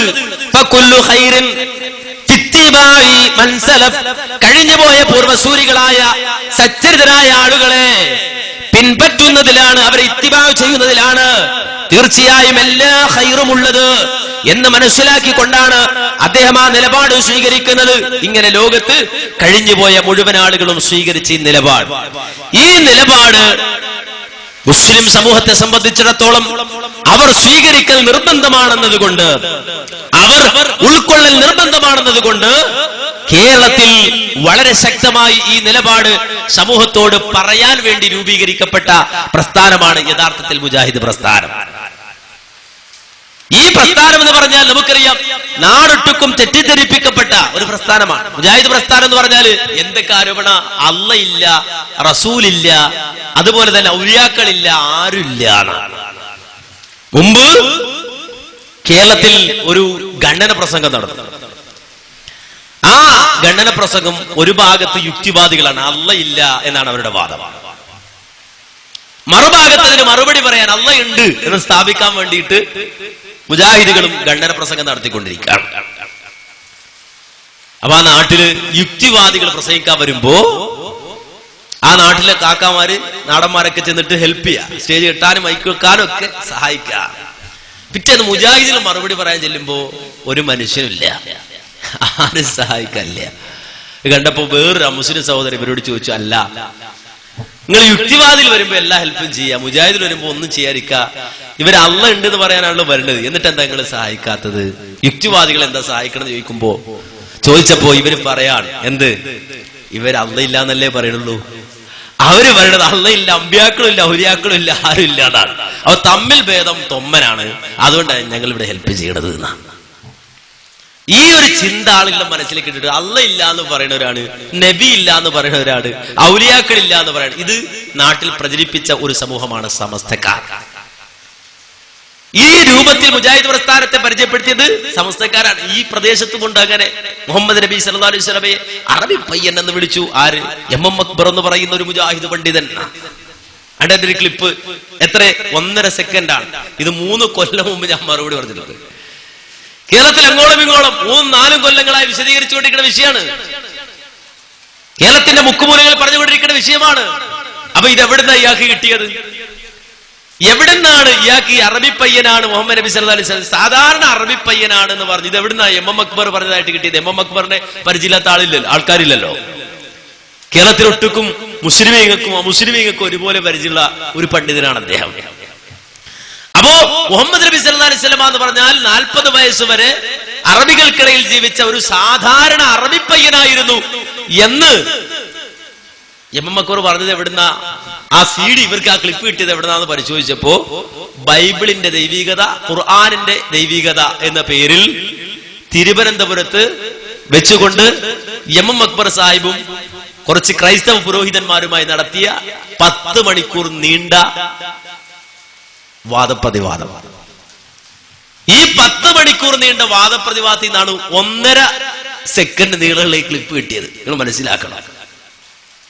1.5 മീറ്റർ നീളമുള്ള 1.5 സെക്കൻഡ് മാത്രം നീളമുള്ള ഏത് മില്ലിലാണ് ഇത് അറുക്കണത് നമുക്ക് അറിഞ്ഞൂടാ. ഇത്രയും കൃത്യമായിട്ട് ഇത്രയും ചെറുതാക്കി അറുത്തെടുക്കാന്ന് പറഞ്ഞാല്, മുറിച്ചെടുക്കാന്ന് പറഞ്ഞാൽ വളരെ വളരെ പ്രാഗൽഭ്യത്തില്ല. 1.5 സെക്കൻഡ് നീളമുള്ള ഈ ക്ലിപ്പ്. മുഹമ്മദ് നബി സല്ലല്ലാഹു അലൈഹി വസല്ലം 40 വയസ്സ് വരെ സാധാരണ ഒരു അറബി പയ്യനായിരുന്നു. ഇത് പറഞ്ഞ സാഹചര്യം എപ്പോഴാ പറഞ്ഞത്? ക്രൈസ്തവ പാതിരിമാർ വന്നുകൊണ്ട് പറഞ്ഞത് മുഹമ്മദ് നബി സല്ലല്ലാഹു അലൈഹി വസല്ലം 40 വയസ്സ് വരെ മന്ത്രവാദിയായിരുന്നുവെന്ന് ഇമാം ബുഖാരി ധരിക്കുന്നുണ്ട്. 40 വയസ്സ് വരെ മുഹമ്മദ് നബി സല്ലല്ലാഹു അലൈഹി വസല്ലം മന്ത്രവാദിയാണെന്ന് ഇമാം ബുഖാരിയിൽ സഹീൽ ഉദ്ധരിക്കുന്നുണ്ട്. അക്ബർ സാഹിബ് പറഞ്ഞു അങ്ങനെ ഹദീസ് തന്നെ ഇല്ല. നബി സല്ലല്ലാഹു അലൈഹി വസല്ലം 40 വയസ്സ് വരെ അറബികൾക്കിടയിൽ ജീവിച്ച ഒരു സാധാരണ അറബി പയ്യനായിരുന്നു എന്ന് പറഞ്ഞാൽ അറബികൾക്കിടയിൽ ജീവിച്ചു അദ്ദേഹം. എങ്ങനെ? മറ്റുള്ളവർ ജീവിച്ചതുപോലെ ആളുകൾക്കിടയിൽ ജീവിച്ചു, ഒരു സാധാരണക്കാരായി, അല്ലാതെ ഒരു മന്ത്രവാദിയായി അദ്ദേഹം പോയിട്ടില്ല എന്നാണ് അക്ബർ സാഹിബ് ഉദ്ദേശിക്കുന്നത്. അദ്ദേഹം പറയുന്നത് അതിന്റെ അർത്ഥം മുഹമ്മദ് നബി സല്ലല്ലാഹു അലൈഹി വസല്ലമക്ക് ഒരു ശ്രേഷ്ഠത ഉണ്ടായിരുന്നില്ല, ഒരു പ്രത്യേകത ഉണ്ടായിരുന്നില്ല എന്നാ? അല്ല. 10 മണിക്കൂർ നീണ്ട ആ സംവാദം മാന്യ സഹോദരങ്ങളെ, ഇത് നിങ്ങളൊന്ന് കേട്ടു നോക്കുക. ആ CD നിങ്ങൾക്ക് ഇന്നും നിച്ച് ഓഫ് ട്രൂത്തിന്റെ സ്റ്റാളുകളിൽ നിന്ന് ലഭിക്കും, അല്ലെങ്കിൽ മുജാഹിദ് പ്രവർത്തകരെ സമീപിച്ചാൽ കിട്ടും. 10 മണിക്കൂർ നീണ്ട സംവാദമാണ്. അതിന് നിങ്ങൾ ഈ ക്ലിപ്പ് മുറിച്ച ആളുകളെ കൂടി വിളിച്ചിരുത്തുക, അല്ലെങ്കിൽ ആ ക്ലിപ്പിട്ട് നിങ്ങളെ കാണിച്ച ആളുകളെ കൂടി വിളിച്ചിരുത്തുക. നമുക്കൊന്ന് കാണാം, ഒന്നിച്ചിരുന്ന് ഉസ്താദേ എന്താണ് ഇതിൽ പറയുന്നതെന്ന് കേൾക്കാം. ഒന്ന് തുടക്കം മുതൽ ഒടുക്കം വരെ കേട്ടു നോക്കും. എന്നിട്ട് പറയൂ ഈ കുപ്രചരണം, ഈ കള്ളപ്രചരണം നടത്തിയത് എന്തിനു വേണ്ടിയാണ് എന്ന്. അപ്പോ സാധാരണക്കാരോട് മുജാഹിദികൾക്ക് റസൂലുള്ളാഹി സ്വല്ലല്ലാഹു അലൈഹി വസല്ലം എന്ന് പറഞ്ഞാൽ നബിയോട് സ്നേഹമില്ല എന്നിങ്ങനെ പറയുമ്പോ അത് പറയുന്നത് വലിയ ഉസ്താക്കന്മാരായതുകൊണ്ട്, വലിയ തലപ്പാവുധാരികളായതുകൊണ്ട് ജനം അത് കണ്ണടച്ച് വിശ്വസിക്കുകയാണ്. അന്ധമായി ഉസ്താദിനെ വിഴുങ്ങാണ്. എന്നിട്ട് തെറ്റിദ്ധരിക്കണം, മുജാഹിദ് എന്ന് പറഞ്ഞാൽ അങ്ങനെയാണ്, അടുക്കാൻ പാടില്ല, തൊടാൻ പാടില്ല, സലാം പറയാൻ പാടില്ല. എന്നാ മാന്യ സഹോദരങ്ങളെ ഒന്ന് പഠിച്ചു നോക്ക്, ഒന്ന് തിരിഞ്ഞു നോക്ക്. എവിടുന്നാണ് മുജാഹിദ് പ്രസ്ഥാനത്തെ സംബന്ധിച്ചിടത്തോളം അത് കടന്നു വന്നത്? അതിനെന്താണ് പറയാനുള്ളത്? എന്റെ കയ്യിലുള്ളത് സമസ്തയുടെ 70ാം വാർഷിക സ്മരണിക. നമ്മൾ പറയല്ല, നമ്മൾ പറഞ്ഞാല് അത് കൂട്ടി പറഞ്ഞാണ് എന്ന് പറയും. വേണ്ട, നമ്മൾ കൂട്ടി പറയുന്നില്ല. സമസ്തയുടെ 70ാം വാർഷിക സ്മരണിക. ഈ സ്മരണികയിൽ തന്നെ വളരെ വ്യക്തമായി പറയുന്നത് കാണാം. മുജാഹിദ് പ്രസ്ഥാനം രൂപീകൃതമായത് എങ്ങനെ? കൊടുങ്ങല്ലൂരിലെത്തിയ ഉടനെ കെ മൗലവിയെ കുറിച്ച് പറയണം. കൊടുങ്ങല്ലൂരെത്തിയ ഉടനെ തന്നെ അദ്ദേഹം ഏറിയാട്, അഴീക്കോട് ഭാഗങ്ങളിലുള്ള ചില ഉന്നത കുടുംബങ്ങൾ തമ്മിൽ ചിരകാലമായി തുടർന്നു വന്ന കുടുംബ വഴക്കുകൾക്ക് പരിഹാരം കാണാനുള്ള ശ്രമങ്ങൾ ആരംഭിച്ചു. കെ മൗലവി അവിടുത്തെ മുസ്ലിം സമൂഹം പരസ്പരം കലഹിച്ചും അടിച്ചും ബഹളുണ്ടാക്കിയും ജീവിച്ച ആ ഘട്ടത്തിൽ അവർക്കിടയിൽ പരിഹാരം കാണുന്ന ശ്രമങ്ങൾ ആരംഭിച്ചു. പിന്നീട് നിഷ്പക്ഷ സംഘം എന്ന പേരിൽ ഒരു കമ്മിറ്റി രൂപീകരിക്കപ്പെട്ടു. കാരണം വെച്ചാൽ ഇങ്ങനെ കുടുംബങ്ങൾ തമ്മിൽ അന്ന് ഈ കുടുംബക്കാർ ധാരാളം ഉണ്ടാവും. ഒരു കുടുംബ പേരിൽ അറിയപ്പെടുന്ന കുറെ ആളുകൾ, അവർ വേറൊരു കുടുംബ പേരിൽ അറിയപ്പെടുന്ന ആളുകളുമായിട്ട് ഭയങ്കര വഴക്കായിരിക്കും. ഇവർ തമ്മിൽ ആരാണ് കേമൻ എന്ന് തെളിയിച്ചുകൊണ്ടിരിക്കുന്ന, പല രൂപത്തിലും അത് പ്രകടിപ്പിച്ചുകൊണ്ടിരിക്കുന്ന. ഇതിന് പരിഹാരം കണ്ട് ഈ മുസ്ലിം സമൂഹത്തെ ഒന്നിപ്പിക്കാൻ വേണ്ടി നിഷ്പക്ഷ സംഘം എന്ന പേരിൽ ഒരു കമ്മിറ്റി രൂപീകരിക്കപ്പെട്ടു. 1922 അത്. ആദ്യം 11 അംഗങ്ങൾ മാത്രമുണ്ടായിരുന്ന പ്രസ്തുത സംഘം പിന്നീട് വിപുലീകരിക്കപ്പെടുകയും അതിന് കേരള മുസ്ലിം ഐക്യസംഘം എന്ന് പേർ നൽകപ്പെടുകയും ചെയ്തു. ഇതിന്റെ എല്ലാം സൂത്രധാരകൻ കെ മൗലവി തന്നെയായിരുന്നു. അപ്പോ ഈ കൊടുങ്ങല്ലൂർ കേന്ദ്രീകരിച്ചുകൊണ്ട് പ്രവർത്തിച്ച ഈ പ്രവർത്തനം, അത് കൊടുങ്ങല്ലൂർ മാത്രം പോരാ, കേരളം മുഴുവനും അതിന്റെ സൽഫലം ഉണ്ടാകണമെന്ന് മനസ്സിലാക്കി പിന്നീട് കേരള മുസ്ലിം ഐക്യസംഘമായി രൂപപ്പെട്ടു വന്നു എന്നാണ്. ഇനി തുറന്നുകൊണ്ട് വീണ്ടും പറയുകയാണ് അതിന്റെ പേരിൽ ഒരുപാട് പിന്നെ മാധ്യമങ്ങള്, മാസികകള് എല്ലാം പുറത്തു വന്നു. മാത്രമല്ല ഐക്യസംഘത്തിന്റെ 2ാം വാർഷിക യോഗം 1924 ആലുവയിൽ വെച്ച് ചേർന്നു. 1924 1922 കേരള മുസ്ലിം ഐക്യസംഘം ഉണ്ടായി. 2 കൊല്ലം കഴിഞ്ഞ് 1924 ആലുവയിൽ വെച്ചിട്ട് ഐക്യസംഘത്തിന്റെ വാർഷിക യോഗം ചേർന്നു. അതിനോടനുബന്ധിച്ച് ഒരു പണ്ഡിത സംഘടനയും രൂപീകരിച്ചു. 1924 കേരളത്തിലെ വിവരമുള്ള പണ്ഡിതന്മാർക്ക് വേണ്ടി ഒരു സംഘടന രൂപീകരിച്ചു. അതിന്റെ പ്രസിഡന്റ് കെ എം മൗലവിയായിരുന്നു. അപ്പൊ കേരളത്തിലെ പണ്ഡിതന്മാരെ, വിവരമുള്ള ആളുകളെ, ഉലമാക്കളെ ഒന്നിപ്പിച്ചുകൊണ്ട് കേരള മുസ്ലിം ഐക്യസംഘത്തിന്റെ പ്രവർത്തന ഫലമായി രൂപപ്പെട്ടു വന്ന ആ സംഘം കേരള ജംഇയ്യത്തുൽ ഉലമക്ക് രൂപം കൊടുത്തു. അങ്ങനെ 1924 കേരള ജംഇയ്യത്തുൽ ഉലമ രൂപപ്പെട്ടു. ഇതെന്തിനാന്ന് ചോദിച്ചാൽ, മുസ്ലിം സമൂഹത്തിന്റെ ഐക്യം എന്ന് പറഞ്ഞാൽ അത് കേവലം തൊള്ളുകൊണ്ട് പറഞ്ഞുകൊണ്ടാണ്. ആളുകളെ സംബന്ധിച്ചിടത്തോളം എല്ലാവർക്കും ഐക്യം വേണം. ഐക്യം വേണ്ട എന്ന് പറഞ്ഞാരാ? മുസ്ലിം സമൂഹം ഐക്യപ്പെടണം എന്ന് എല്ലാവരും പ്രസംഗിക്കും. എങ്ങനെ ഐക്യം ഉണ്ടാവുക? എങ്ങനെ മുസ്ലിം സമൂഹം ഐക്യപ്പെടുക? അതെല്ലാരും മിണ്ടായിരിക്കുക. അങ്ങനെ ഐക്യം ഉണ്ടാവുക? എല്ലാരും മിണ്ടാതിരുന്ന ഐക്യം ഉണ്ടാവും. കാരണം മുസ്ലിം സമൂഹത്തിനിടയിലെ ഭിന്നിപ്പ് എന്ന് പറഞ്ഞാൽ അടിസ്ഥാനപരമായ ഭിന്നിപ്പാണ്. അത് കൃത്യമായി എഴുതി വെക്കപ്പെട്ടു. മുസ്ലിം സമൂഹത്തെ അങ്ങനെ സ്ഥിരീകരിച്ചതാണ്. എന്ന് പറഞ്ഞാൽ ഒരു മഹല്ലിൽ അംഗത്വമെടുക്കുന്ന ആളുകൾ പോലും വിശ്വാസപരമായി ഭിന്നിക്കണം. ഞാനൊരു മുസ്ലിം മഹല്ലിൽ അംഗത്വം എടുത്താൽ വിശ്വാസപരമായി ഞാൻ ഭിന്നിക്കണം എന്ന് പറഞ്ഞാൽ ആ മഹല്ലിലെ ബൈലയിൽ എഴുതി വെച്ചത് ഒന്നുകിൽ അശ്ശരി തരീഖത്താകണം, അല്ലെങ്കിൽ മാതുരീദി തരീഖത്താകണം എന്നാണ്. പള്ളിയിലെ ഓഫീസിൽ ചെന്ന് ഞാൻ ഈ മഹലിൽ അംഗത്വം എടുക്കാൻ വന്ന ആളാണ് എന്ന് പറഞ്ഞ് ഇവിടുത്തെ ബൈല എന്ത് എന്ന് പരിശോധിച്ചാൽ അതിൽ എഴുതി വെക്കപ്പെട്ടിരിക്കുന്ന പല മഹല്ലുകളിലും ഈ മഹലിൽ അംഗത്വം എടുക്കുന്ന ആൾ ഒന്നുകിൽ അശ്ശരി ആകണം, അല്ലെങ്കിൽ മാതുരീദി ആകണം. രണ്ടും കൂടെ ആകാൻ പറ്റുമോ ഉസ്താദെ? പറ്റൂല. രണ്ടിലൊന്നേ ആകാൻ പറ്റൂ. വിശ്വാസപരമായി 2 തെറ്റ്. ഇനി അതിന്റെ ചുവട്ടിൽ തന്നെ കർമ്മപരമായോ 4-1 മദ്ഹബ്, 4 കൂടെ സ്വീകരിക്കാൻ പറ്റുമോ ഉസ്താദെ? പറ്റൂല. 4-1 സ്വീകരിക്കാൻ പറ്റുള്ളൂ എന്ന് പറഞ്ഞാൽ 3 തള്ളണം.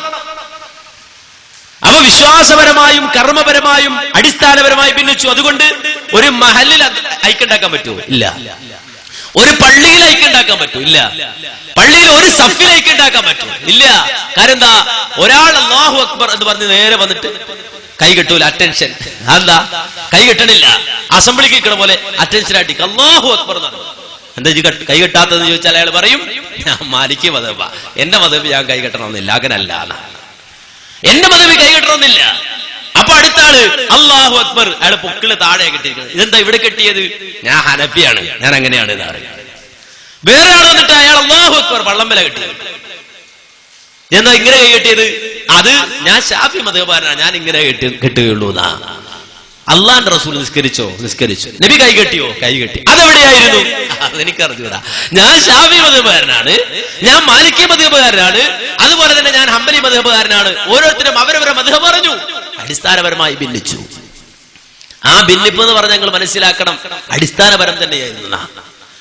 ഒരു ഹനഫി ഇമാമ്, ആ ഇമാം ഒരു പള്ളിയിൽ ഇമാമത്തിൽ നിന്നാൽ ഷാഫി മദ്ഹബുകാരനെ സംബന്ധിച്ചിടത്തോളം ആ ഇമാമിനെ തുറന്ന് നമസ്കരിക്കാൻ പാടില്ല. ഇവിടെ സാധാരണ ചിലപ്പോ ഇവര് പറയാറുണ്ട് മുജാഹിദിനെ തുറന്ന് നിസ്കരിക്കാൻ പാടില്ല. അത് ഞങ്ങൾ മനസ്സിലാക്കി. മുജാഹിദിനെ തുറന്ന് നിസ്കരിക്കാൻ പാടില്ല എന്നുള്ള മനസ്സിലാക്കി. 4 മദ്ഹബും സത്യസമ്പൂർണ്ണാണോ? ആണ്. എങ്കിൽ ഹനഫി മദ്ഹബിൽപ്പെട്ട ഒരു ഇമാം നിന്നാൽ ഷാഫി മദ്ഹബുകാരനായ ഒരാൾക്ക് തുറന്ന് നമസ്കരിക്കാൻ പറ്റുമോ ഉസ്താദേ? പറ്റൂല. അതെന്താ കാരണം? ഹനഫി മദ്ഹബിൽ സ്ത്രീയെ തൊട്ടാൽ വുളൂ മുറിയില്ല നിയമപ്രകാരം. ഹനഫി മദ്ഹബിലെ നിയമപ്രകാരം സ്ത്രീയെ തൊട്ടാൽ വുളൂ മുറിയില്ല. ഷാഫി മദ്ഹബിലാകട്ടെ ഒരു സ്ത്രീ അന്യപുരുഷന്മാരുടെ തൊലി തമ്മിൽ ചേർന്നാൽ വുളൂ മുറിയും. അപ്പൊ ചിലപ്പോ മുറിഞ്ഞ വുളൂള്ള ആളായിരിക്കും ഇമാം. അവരുടെ മദ്ഹബ് പ്രകാരം വുളൂ മുറിഞ്ഞ ആളായിരിക്കും ആര്? ഇമാം. അതുകൊണ്ട് ഷാഫി പറയുന്നാല് ചിലപ്പോ വുളൂ ഇല്ലാത്ത നിസ്കാരമായിരിക്കും. രണ്ട് ഹനഫി മദ്ഹബിൽപ്പെട്ട ഇമാമിനെ തുറന്നിസ്കരിക്കാൻ പാടില്ല. അടിസ്ഥാനമല്ലേ മാന്യ സഹോദരങ്ങളെ ഭിന്നിപ്പ്? ഒരു ഇമാമിന്റെ കീഴിൽ പുറകിൽ നിന്ന് നിസ്കരിക്കാൻ പറ്റാത്ത അവസ്ഥ എങ്കിൽ അതിലുറച്ചിക്കില്ല. നേരെ മറിച്ച് ഷാഫിയെ സംബന്ധിച്ചിടത്തോളം അദ്ദേഹം ഇവിടുന്ന് ഹജ്ജിന് പോവുകയാണ്. ഹജ്ജിന് പോകുമ്പോഴോ അവിടെ നേരെ തിരിവാണ്. അതെന്താ? ഹജ്ജിന് പോകുമ്പോ ഇതാ മീഖാത്ത് വിടുമ്പോ തന്നെ അവര് വസ്ത്രം ഈ മീഖാത്തിൽ നിന്നുകൊണ്ട് വസ്ത്രം മാറുകയാണ്, ഇഹ്റാം കെട്ടുകയാണ്. വസ്ത്രമൊക്കെ ഊരി കുളിച്ച് വൃത്തിയായി എന്നിട്ട് ഇഹ്റാം കെട്ടുകയാണ്. ആ ഇഹ്റാം കെട്ടുന്ന അവസ്ഥയിൽ വസ്ത്രം അങ്ങ് മാറ്റി വെക്കുമ്പോ ഷാഫി മദ്ഹബുകാരൻ വസ്ത്രത്തോടൊപ്പം മദ്ഹബ് മാറ്റി വെക്കും. പിന്നെന്താ? ഇനി ഹനഫി അങ്ങോട്ട് ഇനി ഹനഫിയാണെന്ന്. അതെന്താ കാരണം? ഇവിടെ നിന്ന് അവിടെ ചെന്നിറങ്ങിയാൽ നമുക്കറിയാം, വിശുദ്ധമായ കഅബാലയത്തിന്റെ സമീപത്തേക്ക് ചെന്നിട്ട് അവിടെ തവാഫ് ചെയ്യുമ്പോ അവിടെ സ്ത്രീയുമുണ്ട് പുരുഷനുമുണ്ട്. അപ്പൊ അറിയാതെ തൊലി തമ്മിച്ചേറും, അല്ലെങ്കിൽ അറിയാതെ തട്ടാൻ സാധ്യതയുണ്ട്. തട്ടിയാലോ വുളൂ മുറിയും. ശാഫി മദ്ഹബിൽ വുളൂ മുറിയും. വുളൂ ഇല്ലാതെ തവാഫ് ചെയ്യാൻ പറ്റുമോ? പറ്റൂല. അപ്പോ ഒരു ശാഫി മദ്ഹബുകാരൻ അതേ വിശ്വാസത്തോടെ അവിടെ മത്താഫിൽ ഇറങ്ങി തവാഫ് തുടങ്ങി. അങ്ങോട്ട് നടക്കുമ്പോ വുളൂ മുറിഞ്ഞു. പിന്നെ കിലോമീറ്റർ നടന്നിട്ട് എതിർക്കണം, വുളൂ എടുത്തിട്ട് വരണം. അങ്ങനെ വുളൂ എടുത്ത് മടങ്ങി വന്ന് വീണ്ടും തുടങ്ങുമ്പോ അടുത്ത ആൾ തട്ടി. മൂപ്പർക്ക് തവാഫ് മാത്രം നടക്കൂല, വുളൂ മാത്രം നടക്കും. അങ്ങനെ ചിന്തിച്ചപ്പോഴോ സുബ്ഹാനല്ലാഹ്, ഇത് വല്ലാത്ത ഇടങ്ങേറായാലോ. ഇതിപ്പോ എന്താ ചെയ്യാ? ഈ വുളൂയോടുകൂടി തവാഫ് പൂർത്തിയാക്കാൻ ഇപ്പൊ എന്താ ചെയ്യാ?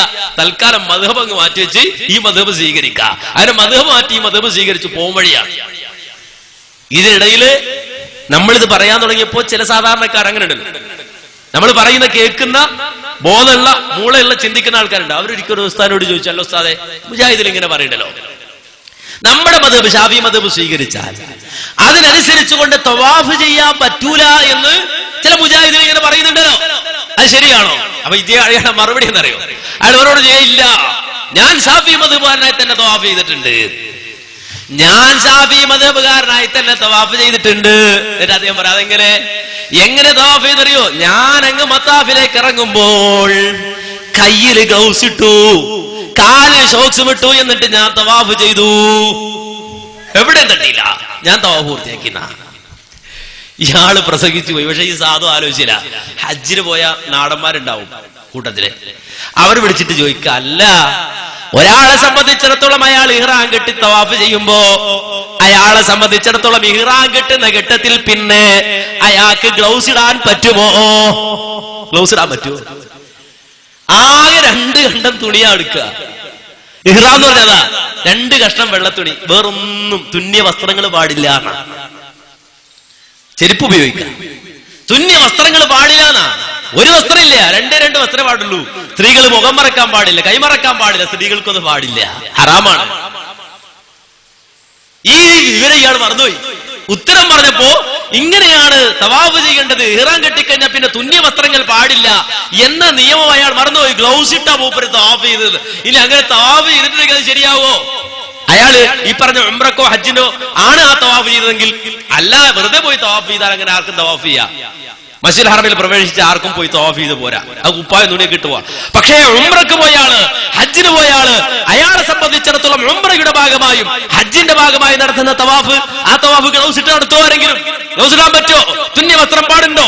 ഇഹ്റാമിന്റെ വേഷത്തിലല്ലേ വേണ്ടത്. നിങ്ങൾ മനസ്സിലാക്കണം. അപ്പോ എവിടെയും രക്ഷയില്ല. മദ്ഹബ് മാറ് തന്നെ, ഗ്ലൗസ് മാറിയിട്ട് കാര്യമില്ല, ഷോക്സ് ഇട്ടുകൊണ്ട് കാര്യമില്ല, മദ്ഹബ് മാറ് തന്നെ. അപ്പോ ഇവിടെ അഭിപ്രായ വ്യത്യാസം എന്ന് പറഞ്ഞാൽ അടിസ്ഥാനപരമായ അഭിപ്രായ വ്യത്യാസം. ഇതിൽ നിന്ന് എങ്ങനെ മുസ്ലിം സമുദായം മോചനം നേടും? എങ്ങനെ രക്ഷപ്പെടും? അവിടെയാണ് മുജാഹിദ് പ്രസ്ഥാനം ഒരു സൊല്യൂഷൻ, ഒരു പരിഹാരം പറഞ്ഞത്. അതൊരിക്കലും മുജാഹിദുകളുടെ പരിഹാരമല്ല, മുജാഹിദുകൾ പഠിപ്പിച്ച പരിഹാരമല്ല. നേരെ മറിച്ച് ലോകത്ത് കഴിഞ്ഞു പോയ മുഴുവൻ പണ്ഡിതന്മാരും പഠിപ്പിച്ച പരിഹാരം, വിശുദ്ധ ഖുർആൻ പഠിപ്പിച്ച പരിഹാരം. ആ പരിഹാരം എന്താണ്? യാ അയ്യുഹല്ലദീന ആമനൂ അത്തിഉല്ലാഹ വഅത്തിഉർ റസൂല വഉലിൽ അംരി മിൻകും ഫഇൻ തനാസഅതും ഫീ ഷൈഇൻ ഫറുദ്ദൂഹു ഇലല്ലാഹി വർ-റസൂൽ ഇൻ കുൻതും തുഅ്മിനൂന ബില്ലാഹി വൽ യൗമിൽ ആഖിരി ദാലിക ഖൈറുൻ വഅഹ്സനു തഅ്വീലാ.